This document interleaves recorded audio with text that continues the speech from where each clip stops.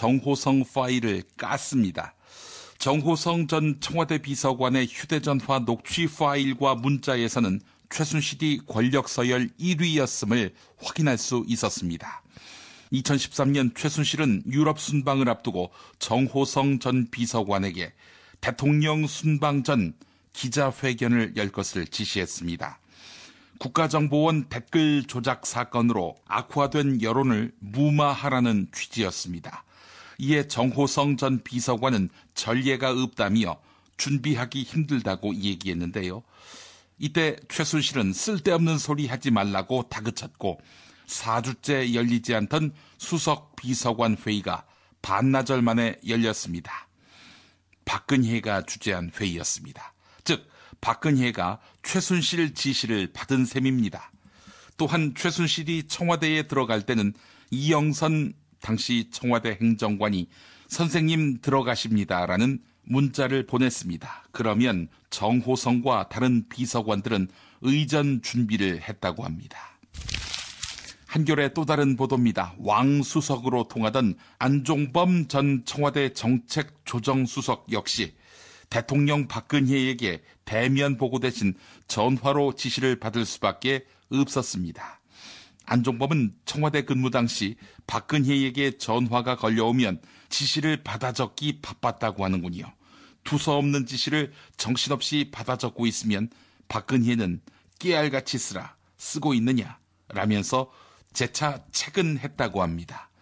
안종범 전 정책조정수석은 이런 전화 통화 받아쓰기를 통해서 510쪽 분량의 수첩 17권을 남겼다고 검찰에 진술했습니다.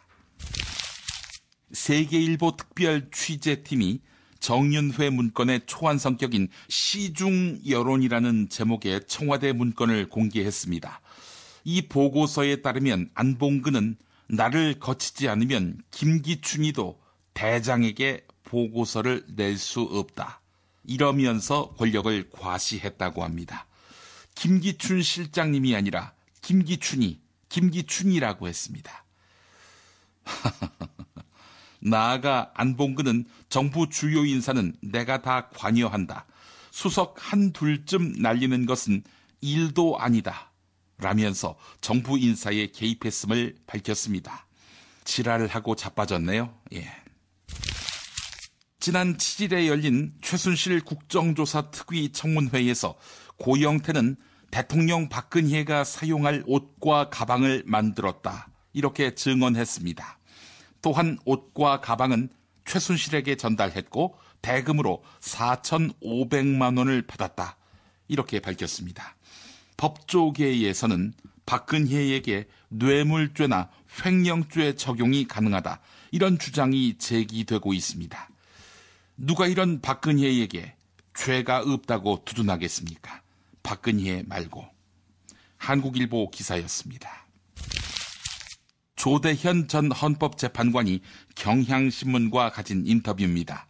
박근혜는 이미 통치권력 남용에 따른 파면 대상이다.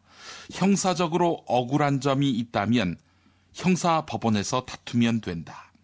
네, 탄핵 심판 결론은 재판관 전원 일치로 인용될 가능성이 높다. 이런 이야기입니다. 헌법재판소가 대통령 박근혜의 탄핵 심판 사유들을 모두 심리하겠다. 이렇게 밝혔습니다. 하지만 법조계는 재판이 마냥 길어지기는 어려울 것이다. 이렇게 보고 있습니다. 경희대 법학전문대학원 정태호 교수는 헌재가 모두 심리한다고 했지 모든 사유가 입증돼야 탄핵할 수 있다고 한 것은 아니다. 헌법재판소가 국민적 여론을 분명히 고려할 것이다. 이렇게 말했습니다. 그러니까 20여 가지 탄핵 사유 중에 하나라도 해당하면 탄핵 결정을 내린다는 것입니다. 한겨레가 보도했습니다. 사실 길어질 이유가 없지요. 사안이 복잡하지 않으니까요. 자범 수준의 범죄 아닙니까? 친박계와 비박계의 대립으로 새누리당이 분당 위기에 처했습니다. 한국일보가 여론조사를 실시한 결과 새누리당이 쪼개지면 친박당보다는 비박당을 지지하겠다. 이런 의견이 훨씬 많은 것으로 나타났습니다. 비박신당에 대한 지지 의견은 13.5%, 친박신당은 약 5%로 나타난 것입니다. 네, 박근혜의 밑바닥 지지율이 5%로 나타났지요. 친박신당 지지율 역시 5%로 동일합니다. 어쨌든 비박이 2배가 넘네요. 지지가. 그래봤자 15%도 안 됩니다만. 이런 결과가 현실이 된다면 비박당은 더불어민주당에 이어서 제2당, 친박당은 국민의당 다음에 제4당으로 추락하게 됩니다. 계속해서 한국일보 여론조사 결과입니다.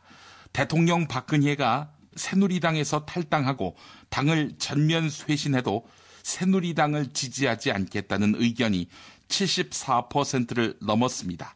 하지만 보수층과 반기문 유엔 사무총장 지지자들 다수는 쇄신한 여당을 지지하겠다.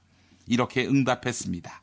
새누리당이 지지율 회복을 하기 위해서는 보수층과 반기문 총장 지지자들을 타겟으로 삼아야 한다. 이런 분석이 나옵니다.